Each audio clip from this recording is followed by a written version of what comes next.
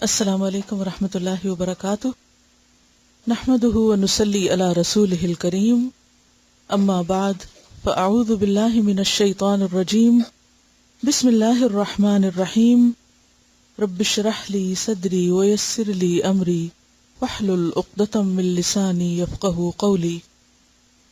پچھلی دفعہ ہم نے النصح یعنی خیرخواہی کے بارے میں پڑھا تھا۔ خیرخواہی کے بارے میں پہلی حدیث الدین النصیحہ، قلنا لمن قال للہ ولکتابہ ولرسولہ ولأئمۃ المسلمین وعامتہم۔ دین سراسر خیرخواہی کا نام ہے۔ اس حدیث میں جب آپ صلی اللہ علیہ وسلم سے پوچھا گیا کہ کس کی خیرخواہی، تو آپ نے فرمایا اللہ، اس کی کتاب، اس کے رسول اور مسلمانوں کے ائمہ اور عوام کے لیے۔ تو میرا سوال آپ سے یہ ہے کہ اللہ کے لیے النصیحہ خیرخواہی یا سنسیریٹی کا مطلب کیا ہے؟ اللہ کے لیے اخلاص کا مطلب کیا ہے؟ اس کو ایک ماننا، شرک نہ کرنا، اور اس کو سب سے بڑا ماننا، اور پوری طرح دین میں داخل ہو جانا، اللہ کی اطاعت اللہ ہی کی خاطر کرنا۔ اس کی کتاب کے لیے سنسیریٹی کیا ہے؟ اس میں کیا کیا آتا ہے؟ کتاب کے لیے خیرخواہ ہونا، ذرا سا سوچیں، غور کریں، دل کی آنکھوں سے دیکھیں، کیونکہ یہ ہمارے دین کا مسئلہ ہے نا، دین کا حصہ ہے، تو اس پر عمل کیسے کرنا ہے، یہ صفت ہمارے اندر ہونی چاہیے۔ تو ہمیں سارے کا اپنا جائزہ لے، کیا میں کتاب کے لیے خیرخواہ ہوں، سنسیئر ہوں، مخلص ہوں؟ کتاب سے میرا تعلق ایک سنجیدہ تعلق ہے۔ سب سے پہلی بات یہ کہ اس کو اللہ کا کلام سمجھا جائے، اور دنیا کے ہر کلام اور ہر چیز سے اس کو زیادہ اہم اور یعنی سب سے اوپر رکھا جائے، اور یہ سمجھا جائے کہ کوئی اور چیز اس جیسی ہے ہی نہیں۔ کیوں نہیں اس جیسی؟ کیا دلیل ہے آپ کے پاس؟ دنیا میں کوئی اور چیز اس کتاب جیسی نہیں، دلیل لائیے۔ یہ صرف جذباتی بات نہیں ہے، یہ کوئی ایموشنل سٹیٹمنٹ نہیں ہے۔ اصل بات یہ ہے کہ یہ اللہ کا کلام ہے اور باقی ہر چیز اللہ کی مخلوق ہے۔ یہ ہے بگیسٹ ڈفرنس خلق قرآن کا مسئلہ، جس میں امام احمد بن حنبل نے کتنے کوڑے کھائے تھے۔ اللہ سبحانہ و تعالیٰ کے لیے قرآن مجید میں آتا ہے لیس کمثلہ شیء، تو پھر اس کے کلام جیسی لیس کمثلہ، اس جیسی بھی کوئی چیز نہیں۔ ہم اسے ہر چیز پر کیوں اہمیت دیں، اسے کیوں بڑا سمجھیں؟ کیونکہ یہ اللہ کا کلام ہے۔ اس کو محسوس کریں کہ یہ اللہ کا کلام ہے، اس بنا پر اس کی اہمیت ہر چیز سے زیادہ ہے، اور کوئی اور اس جیسی کوئی چیز لا ہی نہیں سکتا۔ کیوں نہیں لا سکتا؟ قرآن کا چیلنج موجود ہے، 4 آیتیں ہیں۔ جب ہم کسی چیز کی قدر و قیمت پہچانتے ہیں تو ہی اس کے ساتھ حقیقی معنوں میں سنسیئر ہو سکتے ہیں۔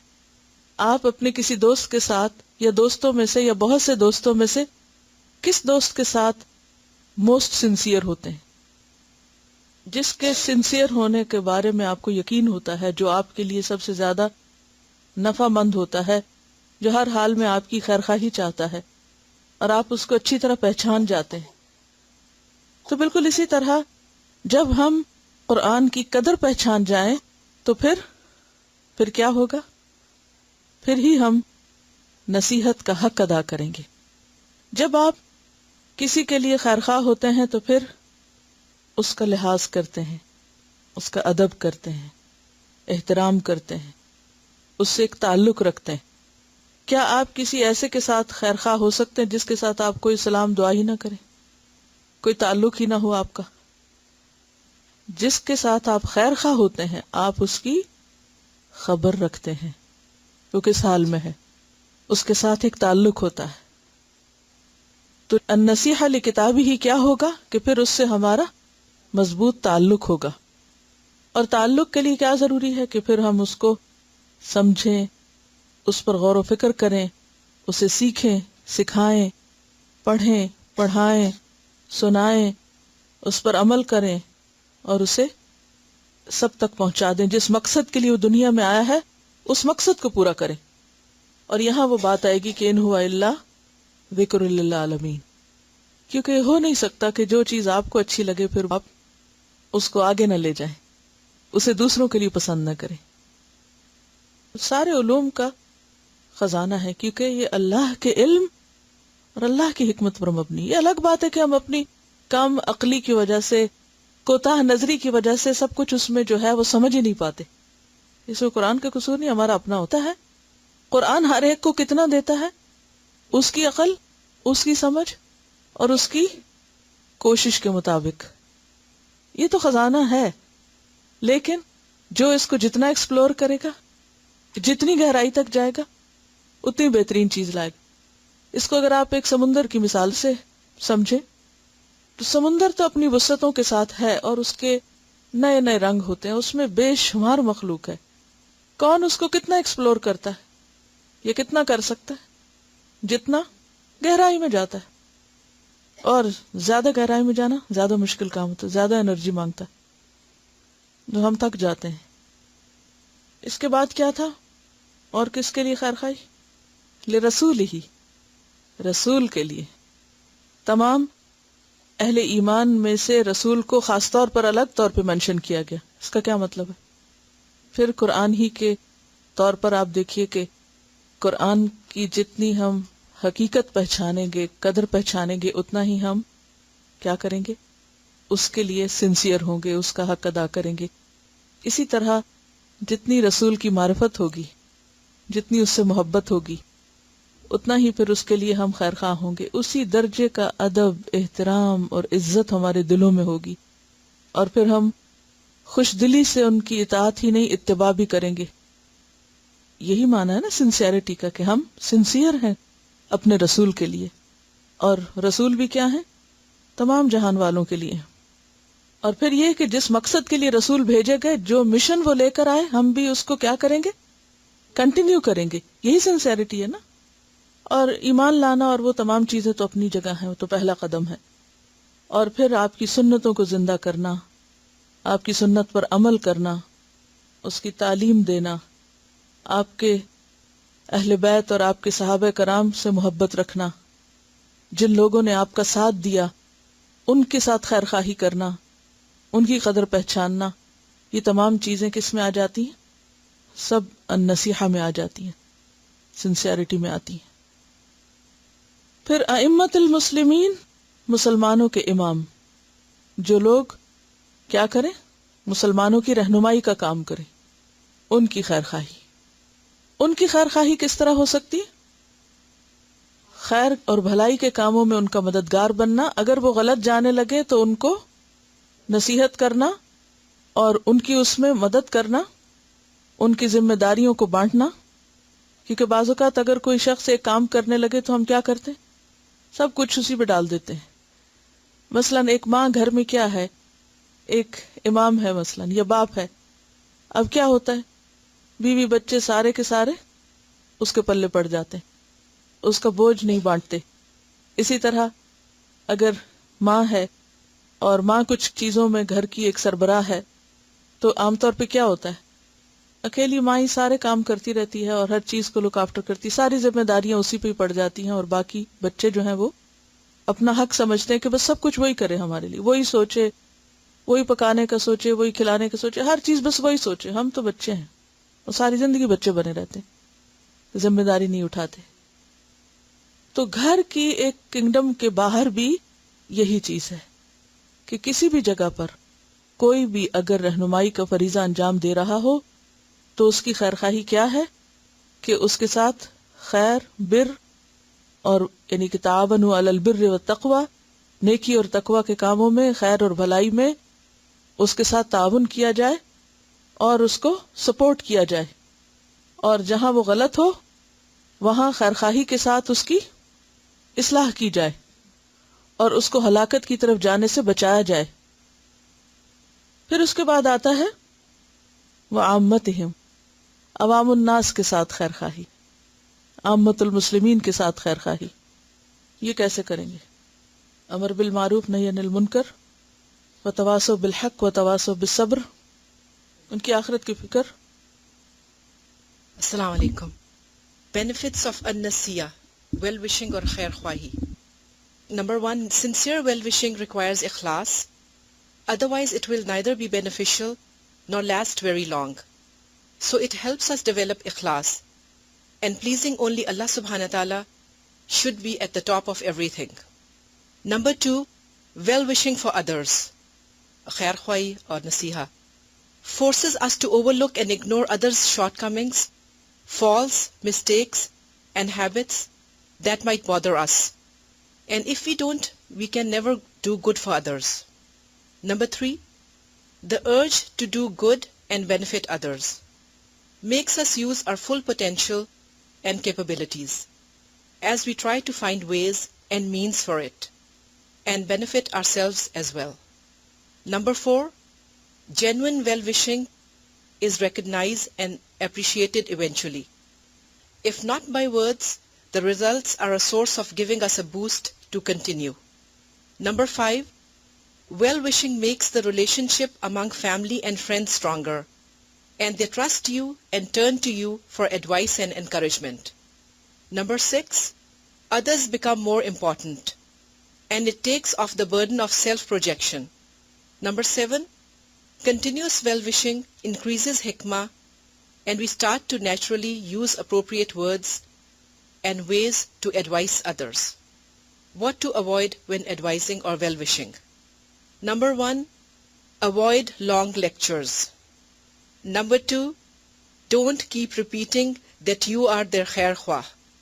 Number 3, if well-wishing or advice backfires and someone repels instead of accepting it, don't be offended, but back off graciously rather than force yourself on others.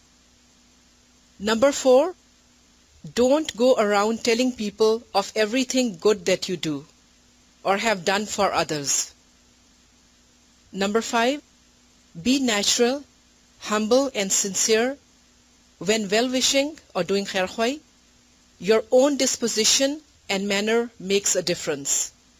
May Allah subhanahu wa ta'ala make us all the best of well-wishers inshallah. آمین انشاءاللہ. کیا چیز ہمیں خیر خواہی سے روکتی ہے؟ بات تو مکمل ہو گئی، لیکن ہم عمل کیوں نہیں کر پاتے؟ کیا چیز روکتی ہے؟ کبھی تکبر روکتا ہے، کبھی شح، دلوں کی تنگی، اور دوسروں کا خوف کہ ناراض ہو جائیں گے، اور بعض اوقات اپنی کمی بھی آڑے آتی ہے کہ شاید ہم اس طرح نہ کہہ پائیں جس طرح ہمیں کہنا چاہیے، تو کہیں معاملہ الٹ ہی نہ ہو جائے. کسی کے ساتھ خیر خواہی سے بعض اوقات انسان کسی ناراضگی کی بنا پہ بھی رک جاتا ہے، جب ہمارا دل دوسروں کے لیے صاف نہیں ہوتا. کیونکہ شیطان کا کیا کام ہوتا ہے؟ ان الشیطان ینزغ بینکم، وہ کوئی نہ کوئی مسئلہ اٹھائے رکھتا ہے کہ آپس میں مس انڈرسٹینڈنگ کریٹ کرے یا ہوتی رہے کوئی ایسی چیز کہ جس کی وجہ سے ہر کوئی بس پھر اپنے بارے میں ہی سوچے اور دوسرے کا چھوڑ دے. اور اس کی بنیادی وجہ کیا ہوتی ہے؟ جو باتیں آپ نے بتائی وہ بالکل درست ہیں کہ ایروگنس ہوتی ہے، شح، واٹ ایور، سب کچھ، لیکن کیا یہ ایک ریزن نہیں ہوتی کہ خفگی یا ناراضگی یا ایک ہوتا ہے نا کہ ہم کسی کا بھلا چاہتے ہیں لیکن ہمیں جب اس سے کوئی مس انڈرسٹینڈنگ ہوتی ہے تو پھر ہم اپنے آپ کو کھینچ لیتے ہیں، بس انف از انف، کافی ہے، بہت ہو گیا. بعض اوقات وہ ایک گرج رہ جاتی ہے، یعنی کسی نے کوئی ایسی بات کر دی، پھر وہ ہمارے دل پہ لگ گئی، پھر ہم نے اس کو اندر سے نہیں نکالا، معاف نہیں کیا، اور پھر وہ ہمیں روک لیتی ہے. جب بھی ہم کسی کو کوئی اچھا مشورہ دینے لگتے ہیں یا کوئی اچھی چیز بتانے لگتے ہیں یا کچھ دینے ہی لگتے ہیں، یعنی کئی قسمیں ہوتی ہیں نا خیر خواہی کرنے کی. اصل میں تو ہے کہ جس چیز کا جو ضرورت مند ہے، اچھائی کا یا نصیحت کا، اس کو وہ دی جائے. اس کی ایک بنیادی وجہ سوچ کا فرق یا بدگمانی یا مس انڈرسٹینڈنگ یا نقطہ نظر کا فرق ہوتا ہے. اختلاف کی ایک بہت بڑی وجہ یا ناراضگی کی ایک بہت بڑی وجہ اختلاف نظر، اختلاف سوچ. چیز ہوتی کچھ ہے، نظر کچھ اور آ رہی ہوتی. ہم کچھ سمجھ رہے ہوتے ہیں، دوسرا کچھ سمجھ رہا ہوتا ہے. بعض اوقات ہم دوسرے کی بات غور سے نہیں سنتے، بعض اوقات اپنی صحیح طور پر کمیونیکیٹ نہیں کرتے، اور نتیجہ کیا ہوتا ہے؟ ہر ایک اپنے اپنے لیول پہ بات کر رہا ہے اور بیچ میں آ کے وہ الجھ رہی ہے اور ناراضگی بڑھ رہی ہے. اس کو آپ ایک چھوٹی سی مثال سے سمجھ سکتے ہیں. مثلا یہ تصویر کیا ہے؟ کس چیز کی تصویر ہے؟ مینڈک کی ہے نا. ایک ہی تصویر ہے نا. جنہوں نے پہلے مینڈک کہا انہوں نے ہی دوسری دفعہ اس کو، چیز وہی ہے. کس چیز کا فرق ہے؟ نظر کا اور اینگل کا. اینگل بدلا تھا تھوڑا سا. یہ دیکھیں نا، اس طرح کچھ اور نظر آتا اور اس طرح کچھ اور، بس اتنا سا فرق. جس زاویے سے چیز کو دیکھیں گے نا ویسے ہی دکھے گی. بات یہ ہے کہ نقطہ نظر کا فرق، بیک گراؤنڈ کا فرق، جس ماحول میں آپ پرورش پاتے ہیں، جس طرح کی آپ ہر وقت باتیں سنتے ہیں، وہ ساری چیزیں ہماری سوچ پہ، ہماری نظر پہ اثر انداز ہوتی ہیں، اور اس کے مطابق پھر ہمارا لوگوں کے بارے میں نقطہ نظر تبدیل ہو جاتا ہے. دو لوگ اپنی اپنی جگہ پر بالکل اپنے نقطہ نظر کو جسٹیفائی کر رہے ہوتے ہیں، لیکن دونوں ایک دوسرے کو بہتر طور پر نہیں سمجھ رہے ہوتے، کیونکہ دونوں کا زاویہ نگاہ فرق ہے. 0 اور 90 ڈگری کے درمیان بھی کچھ ہوتا ہے. کیا ہوتا ہے؟ لیکن عام طور پہ ہم یا تو 0 پہ ہوتے ہیں یا 90 پہ ہوتے ہیں. 45 کے اینگل سے نہیں دیکھتے. تعالوا الی کلمۃ سواء بیننا و بینکم. ایکسٹریمز چھوڑ کے درمیانی راہ اختیار کرو. کچھ اس کی سنو، کچھ اپنی سناؤ، تو بہت سے مسائل حل ہو سکتے ہیں. اور یہی طریقہ ہے کہ پھر ہم واقعی خیرخواہی کر سکیں دوسروں کی، ورنہ ہم اس حدیث پہ عمل نہیں کر سکتے. مختلف چیزوں کو جب ہم قریب یا دور سے دیکھتے ہیں تو بھی وہ فرق نظر آتی ہیں. نبی صلی اللہ علیہ وسلم کو جب کوئی پہلی دفعہ دیکھتا تھا تو بعض اوقات ہیبت ہوتی تھی، لیکن جتنا جتنا قریب آتا محبت بڑھتی جاتی. آج کل کے دینی رہنماؤں کا حال کیا ہے کہ دور سے بہت خوبصورت نظر آتے ہیں، جو آپ ان سے معاملہ کرنے لگتے ہیں، قریب آتے ہیں، تو کیا ہوتا ہے؟ وہ محبت اور وہ افیکشن اور وہ سب کچھ کم ہوتا جاتا ہے کہ اچھا بس یہی تھا. تو بات یہ ہے کہ ہم کسی کے ساتھ بھی صحیح طور پر خیرخواہی نہیں کر سکتے جب تک ہم اپنی نظر میں وسعت نہیں پیدا کرتے. ہمیں اپنی نظر میں وسعت کی ضرورت ہے. چیزوں کو صرف ایک رخ اور ایک اینگل اور ایک ہی طرح میں مت دیکھیے. نیوٹرل ہو کے مختلف اینگل سے جائزہ لیا کیجیے. حکمت کے ساتھ بتاتے رہنا، یہی تو خیرخواہی ہے. چھوڑ نہیں دینا کہ یہ تو نہیں سنے گا، اور یہ تو بہت دور جا چکا، یہ تو بہت خراب ہے، اور اس میں تو کوئی خیر نہیں. ہم سب میں کمزوریاں ہوتی ہیں، ہر ایک کے اندر ویکنیسز ہوتی ہیں. ہمیں لوگوں کو ان کی ویکنیسز کے ساتھ قبول کرنا چاہیے. قرآن پڑھنے کا مطلب یہ نہیں کہ جو لوگ ہمیں اس سے دور ہٹے نظر آئیں ہم ان کو صرف نفرت دینے والے ہوں. نہیں، ہم ان کے ساتھ بھی اتنی خیرخواہی کرنے والے ہوں. لوگوں کو ان کے دنیاوی مرتبے اور مقام پر مت پرکھیں. یہ بھی ایک بہت بڑی رکاوٹ ہوتی. بعض اوقات جو لوگ ہمیں اچھے لگتے ہیں ان کے لیے ہم بہت خیرخواہ ہوتے ہیں، اور جو اچھے نہیں لگتے ان کے لیے خیرخواہ نہیں ہوتے. بہت سے لوگ جو ہماری توقعات پہ پورے اترتے ہیں ان کے ہم خیرخواہ ہوتے ہیں، جو توقع پہ پورا نہ اترے اس کے لیے بھی ہماری کوئی خیرخواہی نہیں ہوتی. ہمیں انکنڈیشنل خیرخواہی کرنی ہے، اور ہر ایک کے ساتھ کرنی، دوست کے ساتھ بھی کرنی ہے اور دشمن کے ساتھ بھی کرنی ہے. جس سے محبت ہے اس کے ساتھ بھی، اور جس سے نفرت ہے اس کے ساتھ بھی خیرخواہی کرنی ہے. تب جا کر حقیقی خیرخواہی ہوگی. پھر اسی طرح غریب کے ساتھ بھی کرنی ہے، امیر کے ساتھ بھی کرنی ہے، جاہل کے ساتھ بھی کرنی ہے، عالم کے ساتھ بھی کرنی ہے. ہاں، ہر ایک کے لیے طریقہ فرق ہوگا. اب دیکھیے کہ پیغمبروں کی سنت کیا رہی ہے. حضرت نوح علیہ السلام جو بہت ابتدائی پیغمبروں میں سے ہیں، انہوں نے اپنی ساری قوم کی خیرخواہی کی اور ہر لحاظ سے ان کو سمجھایا. ہم پڑھ چکے ہیں سورۃ نوح میں، چپ کے بھی، زور سے بھی، دن کو بھی، رات کو بھی. یہ خیرخواہی تھی نا. تو کچھ غریب لوگ اور معاشرے کے معمولی قسم کے لوگ ان کے آس پاس اکٹھے ہو گئے. انہوں نے ان کا یہ پیغام قبول کر لیا. تو بڑوں کو کیا مشکل ہوئی کہ آپ کے پاس تو یہ نچلے طبقے کے یا نعوذ باللہ 3rd کلاس لوگ آپ کے ساتھ شامل ہیں، ہم آپ کے ساتھ کیسے شریک ہوں. تو آپ نے کیا کیا ان کے ساتھ؟ کیا کہا؟ ما انا بطارد الذین آمنوا، میں ان کو نہیں دور پھینک سکتا، میں ان کو نہیں چھوڑ سکتا. اور اللہ سبحانہ وتعالیٰ نے کیا حکم دیا کہ ایسا نہ کرنا. نبی صلی اللہ علیہ وسلم کو کیا حکم تھا؟ قریش مکہ کا کیا مسئلہ تھا؟ وہ بھی یہی کہتے تھے. اللہ تعالیٰ نے صاف طور پہ فرمایا وَلَا تُطِعْ مَنْ أَغْفَلْنَا قَلْبَهُ عَنْ ذِكْرِنَا وَاتَّبَعَ هَوَاهُ وَكَانَ أَمْرُهُ فُرُطًا، اور وَلَا تَطْرُدِ الَّذِينَ، اور ان لوگوں کو اپنے سے دور نہ پھینکنا جو اپنے رب کو صبح شام پکارتے ہیں. وَاصْبِرْ نَفْسَكَ مَعَ الَّذِينَ يَدْعُونَ رَبَّهُمْ بِالْغَدَاةِ وَالْعَشِيِّ يُرِيدُونَ وَجْهَهُ وَلَا تَعْدُ عَيْنَاكَ عَنْهُمْ تُرِيدُ زِينَةَ الْحَيَاةِ الدُّنْيَا وَلَا تُطِعْ مَنْ أَغْفَلْنَا قَلْبَهُ عَنْ ذِكْرِنَا وَاتَّبَعَ هَوَاهُ وَكَانَ أَمْرُهُ فُرُطًا. ایک اور چیز یہ ہے کہ بعض اوقات ہماری کچھ لوگوں کے بارے میں رائے ہوتی کہ یہ دین کے لیے بہت فائدہ مند ہے اور انہوں نے تو کوئی فائدہ نہیں پہنچانا، مثلا یہ تو فلاں شخص تو دین سے بہت دور ہے اور یہ نہیں فائدے کا ہو سکتا، وہ تو بہت پیچھے ہے. اگر آپ تاریخ پڑھیں، سیرت پڑھیں، تو آپ حیران ہوں گے کہ بعض لوگوں نے دور ہوتے ہوئے بھی، بظاہر معمولی انسان ہوتے ہوئے بھی دین کی وہ خدمت کی کہ جو بڑے بڑے لوگ نہیں کر سکے. اس کو ایک چھوٹی سی کہانی سے آپ سمجھیے. وہ آپ نے شاید کریک پاٹ کی کہانی پڑھی ہوگی کہ ایک گھڑا تھا جس میں کریک تھا اور اس سے پانی جو تھا وہ سارا نکل جاتا تھا. تو واٹر کیریئر جو تھا وہ جا کے بھرتا اور جب تک وہ واپس پہنچتا آدھا گھڑا خالی ہوتا. تو وہ گھڑا بیچارہ بڑا اداس ہوتا کہ میں تو اس کے اوپر ایک بوجھ ہوں، یہ مجھے بھر کے لاتا ہے اور میں آدھا رہ جاتا ہوں، اور اس کے مقابلے میں یہ دوسرے تو بھرے ہوئے ہوتے ہیں اور پورے کا پورا فائدہ پہنچاتے ہیں. لیکن ہوا کیا کہ اس گھڑے کی وجہ سے جس میں کریک تھا اور جس کا آدھا پانی راستے میں ہی بہ جاتا تھا، جہاں جہاں راستے میں وہ پانی گرا وہاں وہاں سبزہ اگ گیا. وہ اپنا پورا پانی تو نہیں دے سکا لیکن گر کے بھی وہ ایک اور طرح فائدہ مند ہو گیا. اس نے راستے پہ پھول اگا دی، وہ راستہ گرین ہو گیا.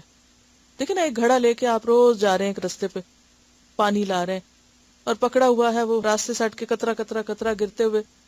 اب کیا ہے کہ روز جس جگہ پہ پانی گر رہا ہے وہ زمین زرخیز ہو گئی اور وہاں نباتات ہو گئی.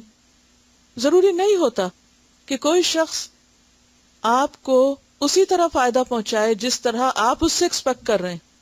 یہ بھی ہو سکتا ہے کہ ایک شخص جو بظاہر دیکھنے میں بڑا ہی کمزور ہے، بہت پیچھے ہے، معمولی حیثیت کا ہے، نہ اس بیچارے کے پاس مال ہے، نہ ہی کوئی مقام ہے، نہ ہی کوئی سطوت ہے، نہ ہی کوئی شہرت ہے، کچھ بھی نہیں، اور آپ اس پہ توجہ اس لیے نہیں دے رہے کہ اس نے کیا کرنا ہے. ان کو چھوڑ کے کس پہ توجہ دیں جن کے پاس یہ سب کچھ یا ان میں سے بہت کچھ ہے. اللہ سبحانہ وتعالیٰ کیا کہتے ہیں؟ عبس وتولی ان جاءہ الاعمی وما يدریک لعلہ یزکی او یذکر فتنفعہ الذکری اما من استغنی فانت لہ تصدی وما علیک الا یزکی واما من جاءک یسعی وہو یخشی فانت عنہ تلہی کلا انہا تذکرہ فمن شاء ذکرہ. تو ہمارے دل میں ہر ایک کی محبت اور ہر ایک کی خیر خواہی ہونی چاہیے. ہو سکتا ہے ایک شخص دیکھنے میں بہت انٹلیکچوئل، بہت قابل ہو، لیکن وہ دین کے کسی کام کا نہ ہو، اور ایک وہ شخص جو بالکل معمولی ہو لیکن اس کے دل کا ایمان اللہ کے نزدیک بہت بڑا ہو، بہت قابل قدر ہو. وہ آپ کو کیا دین کو کہیں زیادہ فائدہ پہنچا دے اپنی کسی ایسی کوشش کے ذریعے جو دنیا میں شاید کسی کو نظر بھی نہ آئے. جب تک آپ اس نظر سے لوگوں کو نہیں دیکھیں گے کہ ہر ایک قیمتی ہے، جو بظاہر بہت کامل نہیں بھی نظر آتے وہ بھی قیمتی ہیں، جو بظاہر دین سے دور بھی نظر آتے ہیں وہ بھی قیمتی ہیں. ہمیں ہر ایک کے ساتھ اچھا کرنا ہے، اور ہدایت دینا تو ہمارا کام نہیں، اللہ کا کام ہے. انک لا تہدی من احببت. بعض اوقات ہمارے دل میں ہوتا ہے کہ یہ بہت کچھ کر لے، یہاں سے بہت کچھ ہو جائے، اور وہ کچھ بھی نہیں کرتے اور اللہ تعالیٰ ایک تیسرے شخص کو لے آتا ہے وہ کرنے کے لیے. ہمیں صرف اپنے پارٹ پہ دیکھنا ہے، ہماری کیا ذمہ داری بنتی ہے. ہمیں نہیں دیکھنا کہ دوسرا ہمارے ساتھ کیا کر رہا ہے، کیونکہ اگر آپ برابر کا اور جواب میں خیر خواہی چاہیں گے تو ہو سکتا ہے آپ کسی سے بھی نہ کر سکیں. پھر ابو بکر رضی اللہ تعالیٰ عنہ نے جو کمزور اور مسکین قسم کے غلام آزاد کیے تھے اور ان کے والد نے ان کو مشورہ دیا تھا کہ طاقتور لوگوں کو لو، وہ تمہیں فائدہ دیں گے، کہ نہیں اللہ کی خاطر کر رہا ہوں. You never know کہ کوئی ایک چھوٹی سی چیز کتنی بڑی ثابت ہو آپ کی آخرت کے لیے. اور وہ واقعہ آپ کو یاد ہوگا نا کہ ایک شخص جو بظاہر دنیا میں بہت بڑا عالم اور بہت بڑا نیکی کا کام کرنے والا تھا، جو فوت ہوا تو کسی کو خواب میں نظر آیا تو اسے پوچھا کہ تمہارا کیا حال ہے؟ تو اس نے کیا کہا تھا؟ ایک معمولی انسان کو پڑھانے اور سکھانے کی وجہ سے بخشش ہو گئی ہے، باقی چیزیں کام نہیں آئیں. بعض اوقات دیکھنے میں آپ بڑا عالی شان کام کر رہے تو ہو سکتا ہے آپ کی نیت کتنی دفعہ بھٹکتی پھسلتی اور آپ کو خود بھی نہ پتا ہو، اور ایک چھوٹا سا کام جو آپ نے معمولی سمجھ کے کیا ہو سکتا ہے وہاں نیت محفوظ رہ گئی ہو اور وہ آپ کی نجات کا ذریعہ بن جائے. اس کا یہ مطلب نہیں کہ انسان اپنی محنت چھوڑ کے تو بس چھوٹی موٹی چیزوں پہ گزارا شروع کر دے اور اچھی کی خواہش نہ رکھے یا اچھی محنت نہ کرے، لیکن ہر ایک کے لیے خیر خواہی. سبق یہ ہے کہ ہر ایک کا بھلا چاہنا، یعنی ہر ایک کے لیے خیر خواہی. اگر آپ اس کے لیے چند لفظ اپنے پاس لکھ لینا، امیر سے بھی، غریب سے بھی، عالم سے بھی، جاہل سے بھی، امیر سے بھی، معمور سے بھی، اس سے بھی جو ہمارے لیے اچھا ہے اور اس سے بھی جو ہمارے لیے اچھا نہیں، اس سے بھی جو دین کے اندر ہے اور اس سے بھی جو دین سے دور ہے، کوئی بھی ہے. ہمیں اس سے کوئی غرض نہیں کہ کون کیا ہے، ہمیں غرض اس سے ہے کہ ہمیں کیا کرنا ہے، رشتہ دار سے بھی اور اجنبی سے بھی، دوست سے بھی اور دشمن سے بھی. السلام علیکم. خیر خواہی کے حوالے سے مجھے ایک بات بڑی اچھی لگی، جو پچھلے ویک میری ایک ڈسٹنس نیبر ہے، تو اس نے میری آنسرنگ مشین پہ میسج چھوڑا ہوا تھا کہ مجھے کال کرو. تو میں نے 2-3 دن کے بعد جب فون کیا تو میری بات ہوئی، تو اس نے مجھے بتایا کہ ہمارے گھر میں ایک ایئر کلینر مشین سی لگی ہوئی ہے ڈاؤن اسٹیئر، تو that is a fire hazard. تو اس نے کہا کہ مجھے پتا چلا، تو آپ ایسے کرو کہ یہ نمبر ہے اور ادھر فون کرو اور وہ پھر آپ کو آگے انسٹرکشن دیں گے. اور اس نے کہا کہ ہماری جو پوری کمیونٹی ہے اس میں وہ ایئر کلینرز لگے ہوئے ہیں، اور میں سب کو، جو ایون بلڈر ہے اس کو فون کر کے بتا رہی ہوں، تو وہ پھر ہی ول میک شیور کہ جتنے لوگوں کو میں بتا سکتی ہوں میں بتا دوں، اور جو باقی ہیں ان کو وہ بلڈر بتا دے گا. And I was like so shocked کہ اس کے اتنے چھوٹے چھوٹے بچے ہیں، and she so busy always. اور اس نے شی میڈ اے پوائنٹ کہ ہم سب کو پتا چلے کہ ہمارا جو ایئر فلٹر ہے وہ فائر ہیزرڈ ہے. سو اس دن سے میری یہ خیر خواہی پڑھتے ہوئے مجھے اس کی بات اتنی اچھی لگ رہی تھی کہ یہ کام ہمیں ایک مسلمان ہونے کے ناطے سے کرنا چاہیے. اور میرا یہ حال ہوتا ہے کہ میں کئی دفعہ وہ باہر ہوتی ہے تو میں جلدی میں ہوتی ہوں، تو میں رک کے اسے ہیلو ہائی بھی نہیں کرتی. سو آئی ریئلی فیل ashamed کہ اس نے میرے لیے اتنا کیا اور میں کبھی کھڑے ہو کے اس کا حال تک نہیں پوچھتی. سو ہمیں اللہ توفیق دے کے خیر خواہی کے کاموں میں حصہ لیں. جزاک اللہ خیر. اس نے تو دنیا کا فائر ہیزرڈ بتا دیا، اور ہم پر ذمہ داری ہے آخرت کی آگ کی خبر دینے کی. ہم کسی ایک چیز کو ایک طرف سے دیکھ کے فوراً ججمنٹل ہو جاتے ہیں اور بعض اوقات انا کا مسئلہ بنا لیتے ہیں، اور پھر ہم وہ جو کر بھی سکتے وہ نہیں کر پاتے. اصل میں خیر خواہی پہلا سٹیپ ہوتا ہے نا، اس کے بعد ہی خیر پھوٹتی ہے. یعنی خیر خواہی ایک طرح سے ایک بیج ہوتا ہے جس کے بعد پھر بہت سی نیکیوں کے دروازے کھل جاتے ہیں، پھر آپ بہت کچھ کرنے کے قابل ہو جاتے ہیں، پھر چھوٹے چھوٹے موقع سے فائدہ اٹھا لیتے ہیں. اور اگر خیر خواہی نہ ہو تو انسان اپنے ہی خاطر، ہم بظاہر بھلا دوسروں کا کر رہے ہوتے ہیں لیکن دراصل کس کا کر رہے ہوتے ہیں؟ اپنا کر رہے ہوتے ہیں. تو اپنے لیے وہ خیر نہیں سمیٹ سکتے جو خیر خواہی ہونے کی حالت میں ہم سمیٹ سکتے ہیں. سبحانک اللہم و بحمدک نشہد ان لا الہ الا انت نستغفرک و نتوب الیک. السلام علیکم و رحمۃ اللہ وبرکاتہ.